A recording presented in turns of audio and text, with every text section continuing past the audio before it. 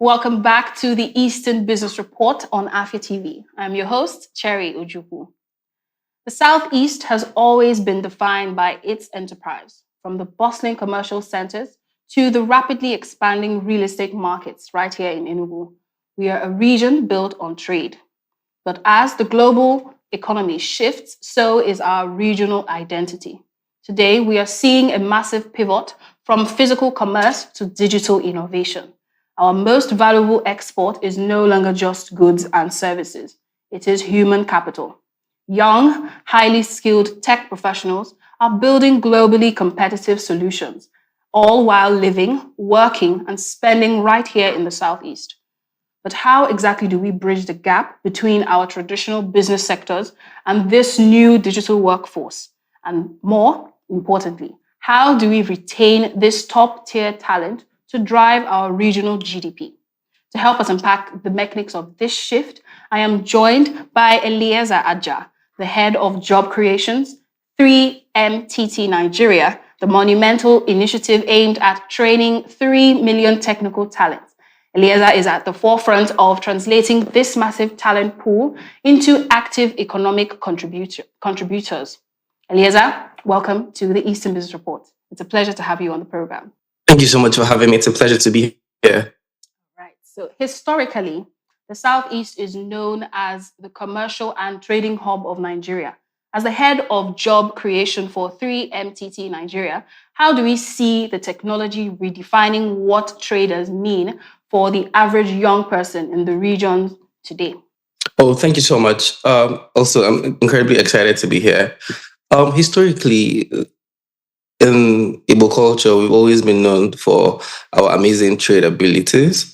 And at 3MTT, part of what we've done in job creation is to ensure that we tally and align things from a demand identification perspective. What that means is that we need to build structures around pre-existing demand that has been established. So what that would look like is that we trade as the go-to for us in the Southeast. How does tech now serve as an enabler where you scaffold on what is happening in tech already, and then from that you can now build on that so that things make more sense. So it means that you as a tech person or you as a technical talent or a technology talent is an enabler. You're using tech to make things better and you're using these things to function. So we trade at the nexus of things. What it now means is that how are you able to leverage on tech to make trade better? You're not trying to say, oh, I want to sell these things better. I want to do this. You're saying that I want to leverage on tech to ensure that a business in Aba, for instance, is able to meet more people, to ensure that, somebody that's a trader in Nigeria, in Enugu, is able to get people to is able to have people buy stuff from them and sell these things. So at the end of the day, technology is just the enablement, is the enabling layer that enables things to happen. Trade at the core of it is what is going to drive everything. So that what it now means is that we need to look a little bit away from how we see things, where somebody wants to develop an app or to build something. We need to come from a perspective where we're saying these things already exist. How can we now use tech as the it factor to give it that little oomph so that people are able to do things from there and now grow at scale? And I can give you a little bit of an example to typify what this would mean ideally. What it means ideally is that somebody has a shop that is sell Africa, for instance, and you're now asking, there's a distribution problem. I have Okrika here, people need to get this.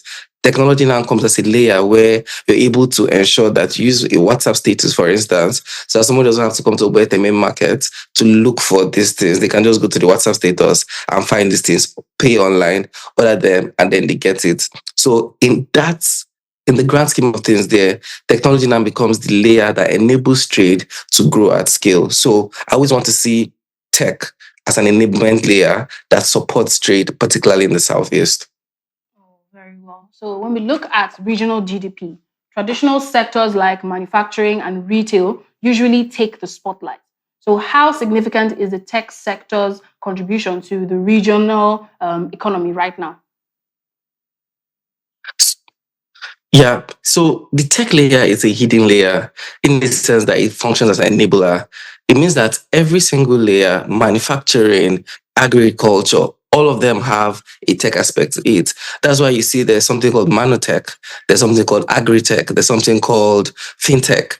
Tech is an enabler. So it means that at the scale of things, at the way things are going, all of these things exist with tech there as an enabler to boost this. So it's not a conversation of what does tech bring as a separate entity, is what does tech bring as an enabler, as a supporting entity, so that with tech, you're able to say that manufacturing in this region can improve if we have, certain tools to do some sort of precision things. If you think about companies like 3M in Minnesota, 3M has over 113,000 patents, and they keep on inventing and doing things. One of their most interesting patents is micro replication, where they can create things in very, very huge places and then micro replicate them across board. So if you think of things like a reflector, a simple triangle you put in your car, so when a car is driving and the shine light on it, it reflects. It's millions and millions of tiny octahedral shapes at 1/1000 precision that can only be done at a very large scale and then is now reduced for things to happen. So, but in that industry, it's manufacturing, but it's the technology aspect that enabled you to be able to do this at that scale. So for regional GDP development, there's first of all, obviously, the talent layer, where as a net exporter of talent, especially technical talents or technological talents, we can say that the more people that hire from this place, people do jobs here, people send these jobs, people get paid, people remit taxes, all of these things happen at scale. It happens now, yeah? But more importantly is how you're able to use tech to drive other things in the industry, because technology is not a solution. I keep saying that technology is not the solution. Technology is not the idea. Technology is the enabler that ensures that other solutions are able to thrive. So in the region, in the Southeast particularly, we're still going to have a lot of people doing manufacturing. We're still going to have a lot of traders. We're still going to have people doing all of the stuff that they want to do. But that technological layer is now what is going to improve it. So when you check the trends, you're going to say, before tech became a thing, before people had WhatsApp statuses, before people could post things on their WhatsApp stories, how are they able to do these things? And now when you now typify that and now add, oh, I'm able to now do like a distribution layer with WhatsApp. I'm able to do a distribution layer with an application. How am I now able to increase sales? So you're now going to benchmark that with what happens normally and what happens when you've added all of this tech enablement to it to make it grow. So at the core of these things, tech is just going to be the driver that enables us to push things at scale, that enables us to grow, and that enables the Southeast regional GDP to also improve at the end of the day. So just to summarize, thinking around this is to ensure that everything you're trying to do continues to do, because these things are also very, very contextual to the region that we are in. The region that we are in exists to support things like manufacturing, agriculture, trade, etc., etc. But on the other side now, we're now able to utilize tech to now drive this growth a little bit further so that we can now do more things and do that at scale. So tech is going to just be the enablement layer as opposed to the entirety of what's going to happen. I think I like the example you gave, but right now I want to ask you about 3MTT. So because I know that the initiative is incredibly ambitious for this nation. Basically, it's an ambitious national project. So what was the original gap in the Nigerian workforce? Specifically here in the Southeast, that this initiative was created to fill. Thank you so much. That's an excellent question.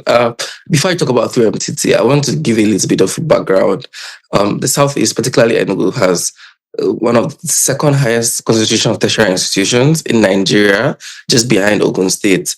There has always been a multiplicity of talents here in the Southeast continuously. And that's why while I was at Genesis Tech Hub, first as head of job creation and then as managing director of the foundation, we had done things to ensure that people were able to learn and grow in the Southeast.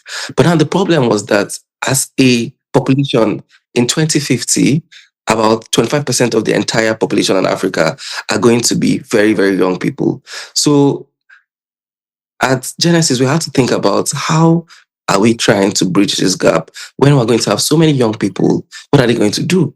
There are lots of vices that are available because an idle hand is a devil's workshop. People are going into things like Yahoo and 419 because they don't have enablement to do things. So what we now did in Enugu and Genesis at scale was to start training people on tech skills so that you know that there's a pathway for you for growth. There's a pathway for you to do things. There's a pathway for you to make money while doing legitimate things. And that understanding, that focus was what kind of ensured that we're able to do these things continuously. And now, if you go to any tech events in Enugu, if you go to any proper tech companies in Enugu, you see that somebody that was an alumni of Genesis Tech Hub is there working. Now, 3MTT program had the same premise that we're only able to provide economic empowerment because the goal of 3MTT is not merely training and giving people digital skills. The goal of 3MTT is economic empowerment, that you do this program, you're able to make so much money that you're able to support your family. You're able to make money so that you can buy a laptop for yourself, you can support people, and you can also inspire people to do these things. That was the gap. We didn't have something at a national level that could scale skills. So it was a bold and an ambitious plan to train 3 million Nigerian people in technical skills and to do this at scale over and over and over again. So what that meant was that we had to now first of all ask, what is the market hiring for? Because remember, these training programs are not just for someone to come and learn front-end development or back-end development. These training programs is for somebody to come and get a job as a front-end developer, get a job as a back-end developer, solve problems using product design and all of these skills. That was what it's supposed to do at the end of the day. So what we had to now do was to match demand. What is the market hiring for? You're an amazing broadcaster, Cherry, for instance. If you wanted to get into this field, there had to have been a need for people like you that can talk to people and that can do the job of journalism. And that's now what informs your decision to learn this. So we had to ensure that we had demand signals. The market is saying, we're hiring people that have these skills. We're hiring people that can do these things. We're hiring people that can do so and so things. And we want them to come and do these things. And then we typified this as a training program and opened it for free for all Nigerians. Since this is a federal government initiative, so they can learn and they can grow. And this is now enabled by partners like IHS Towers, MTN, Airtel, and a couple of other people, including Afia TV, who have also helped us, drive this training at scale. So what that meant was that people can come into this, learn how to do stuff in a structured learning environment, and now get connected to jobs. So it's a life cycle where we understand what the market is hiring for. Then we train people in what the market is hiring for. So when they come out from this program, it's a fit. So it means that somebody in the Southeast, for instance, can graduate from college, study whatever it is that you studied, and come and learn something like product design, because more people want to fix the layout of their websites and build things at scale. And when you now do that, you now get a job, you get paid, and then there's economic empowerment that now happens at scale. So far, we have over 1.8 million people that have signed up for the program. We've trained and certified over 165,000 people across all local governments in Nigeria. And we've connected them to over 50,000 of these people to actual jobs, gigs, and micro opportunities that they've used this to grow and scale. And more importantly, in fact, one of the fellows from Enugu that was part of the program not only did this and learned, but also started a business, hired his colleagues, and have won up to 50 million naira in grants and investments. So you see now that the end of the day is that the ethos of what we're trying to do at this program is not just to train people and say, I have learned this. It's not just to give certification and tell people that, oh, you're certified in this, but more importantly, to ensure that you're able to unlock economic opportunities and ensure that in 2050, when 1 out of 4 people in the world is an African, and out of that number, almost 50% are young people, these people are able to contribute to the society, contribute to their families at large, and inspire the next generation of people to do this. And it's a very bold and audacious project, you understand, especially because it's a timed project. But more importantly, it's about how we're able to extend these things to every part of the world, to every part of Nigeria, the Southeast, the Northeast, and every region as well. And it's been great. And we've seen a lot of people that are doing this. So that at the end of the day, somebody can come and say, I didn't have this knowledge before. I didn't have the skill set. I was able to join the 3MTT program at no cost, learn, find the community, and get a job and start earning. That is the life cycle that we try to typify with the 3MTT program. Okay, so if I'm to understand exactly what you've said so far, it is it's like a pipeline where They come in and you're transformed from what's the word?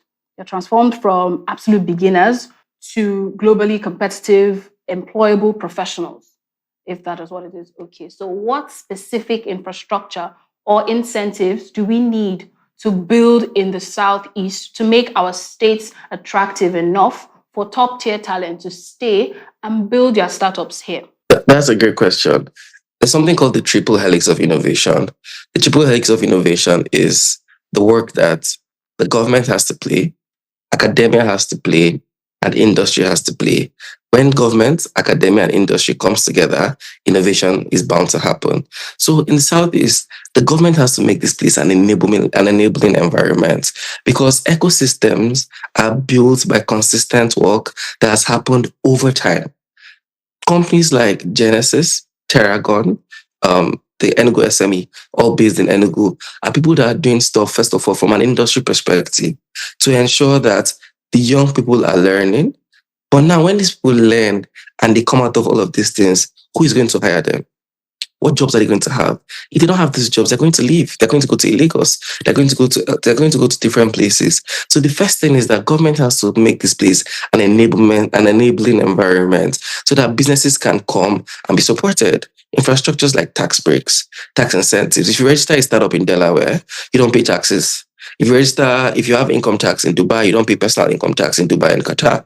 If you pay corporate tax in Qatar, it's like 9%, and Dubai 10%. So there's an incentivization that government has to do to attract people to come to the Southeast, first of all. They have to ensure that there's safety, obviously, because people want to work and go home in peace. So at the basic level, safety from government, security at scale, and more importantly, incentivization of businesses. And these things can come in different ways. Tax breaks, give people tax breaks so that you can set up a business and it's not prohibitive for you. Enable people, do catalytic funding, invest in some of these places. And this is some of the things that the Enugu state government has done. They've set up, zones where people can come and set up areas like Cafe One has set up there, NGDX has set up as well, where they can come and do these things and build it at scale. That's the one part. But then the other part is that the people that you're training, you have to train them so that startups can come and hire in Enugu. Startups can come to Enugu because I can see an Emeka that can come and work in my company. I can see an Ada that can come and work in my company, as opposed to I'm hiring people because I have to hire them. Okay. So government has to do that to ensure that that happens at scale. Then when startups have these things, they're incentivized to do that. Then the industry has to come as a collective to ensure that they hire these people. And academia has to rethink how they do things so that we can train people. And when you come out, and Enugu has over 33 tertiary institutions. There's no reason why somebody needs to finish studying computer science and still have to come into the 3MTT program. You should be able to learn the tech skills you need to learn in school, practice it during your internship via the Sideways program, and when you come out, you're industry ready. But that conversation is not happening. The industry is not talking to academia. So our demand signals are not aligned to what people are supposed to do in academia. So it now becomes a major problem. So my thinking is that government has a role to incentivize and make the Southeast, attractive, ensure that everything is safe, ensure that the roads are good, ensure that people can enjoy and have fun, here, so that people can say, I left Lagos to come to Enugu to start a career. I want to start a startup and do it here. And the final thing I want to say about this is that it's not about saying why Enugu. It's saying, it should be Enugu because we have been able to do these things at scale. Think about it. When you want to set up an entity in America, the two options are Delaware and Wyoming. And these are two laterally opposed, diametrically opposed countries. Like Wyoming is a small type of state. Delaware, it's a more advanced thing. But people still go to Wyoming to register and go to Delaware to register because they've unlocked what it means to incentivize. And at the end of the day, that collaboration always has to happen so that our startups know that the government is here to support you. They're here to enable you. And academia has brought out people that can learn and do things, and they can do this at scale. I believe that when we do things like this, and to a very high extent, states like Enugu and Aba and Abia states are doing these things like step by step. You see that more people are coming here to set up things. You see that people will finish and have jobs and stay here and pay taxes and improve the GDP of the region at scale. But it begins with very like incentivizing things, but very deliberately, so that these things can happen and then they can happen at scale. Okay, so in all you've said now, you've even shared success stories and everything related to 3MTT and everything that it's planning to do. So looking ahead to the next 5 years, hopefully, what is the ultimate vision for the Southeast digital workforce? And what is the one thing the regional business community needs to do today to make that happen? Yeah, the future, if I'm trying to future proof it and look at what the Southeast needs to look like in the next 5 years, is that it has to become a hub. It has to be a commercial nerve center, like a place where people come and they're able to do things. People come and they're able to grow. People come and, at the end of the day, when they come and do these things, it makes so much sense. The South is uniquely positioned. First of all, we have young people, we have educated people, we have talented people. Then secondly, we have a background where industry has done things and they've done these things at scale. We have a lot of successful businesses here. They just need to talk to one another. The industry has to talk to government has to talk to academia, the community has to also be part of this. So if you look at it in 5 years' time, the Southeast should be a commercial nerve center that people look and say, oh, I graduated from Obafemi Awolowo University. I graduated from the University of Delaware, and I want to relocate to Enugu. I want to relocate to Aba. I want to relocate to Ebonyi State, and I want to start something there because there's a clear way that things have been incentivized. The pre-thing that we need to do is, first of all, these things we're doing, these conversations you're having on Afia TV. It's important for us to start having conversations like this more and more so that more people understand that there's so much potential. And it's not the thing of begging people to come and set up in Enugu, come and set up in Aba. It's by showing that there's a clear incentivization policy that people can come here, do things, grow, and do this at scale. That's the first thing that has to happen, and it's happening already. But more importantly, the government has to start. Like, ecosystem building begins with government doing things and then industry taking over. So government has to be more deliberate in ensuring that they can secure the people in Enugu, secure the people in the Southeast. After that, they can ensure that they can now incentivize businesses to come here. And it's not by spending money and even investing. It's by simple things like, oh, we can de-risk this. Think about what we do at 3MTT. With our partnership with the European Union and the United Nations Development Program, we're able to place people in organizations for 1 year and pay their salaries at 150,000 naira per month. So what that does is that it de-risks the hiring for startups. So as a startup, you know that if I'm hiring somebody here, the government is going to pay them salary for 1 year. And I don't have to worry about this. What I have to worry about is training them to grow and to do these things at scale. So government has to think around incentivization metrics, incentivization matrices that they can use to ensure that startups can do things here and stay here and grow. When they start doing that, it naturally progresses. Industry is going to absorb a lot of these things because it's catalytic. You're doing this as a catalyst to push the industry ahead, to push the ecosystem ahead, and to raise the GDP of the region and ensure that we become an actual negotiating force in the things that we do. If government starts, industry is going to take over. The government starts, community is going to take over. The government starts, academia is going to take over. But the government has to do the job of governance and do what they're supposed to do and do it now. And then in 5 years' time, you won't be able to recognize what the Southeast has become. You'll be able to recognize what we're going to. But more importantly, you would see that conversations like this that we've started have been the catalyst to ensure that a new Southeast, a new region, one that is buoyed by commerce, buoyed by talent, is now the new normal. That's how I see it. Yes. Thank you very much, sir. It's been a pleasure being on the show and really breaking all these things down for us and me as well to learn. And that's the much that we can take on the Eastern Business Report. The Afia Business Morning returns tomorrow. Many thanks for staying with us. My name is Cherry Ojukwu. Do enjoy the rest of your day. Good morning.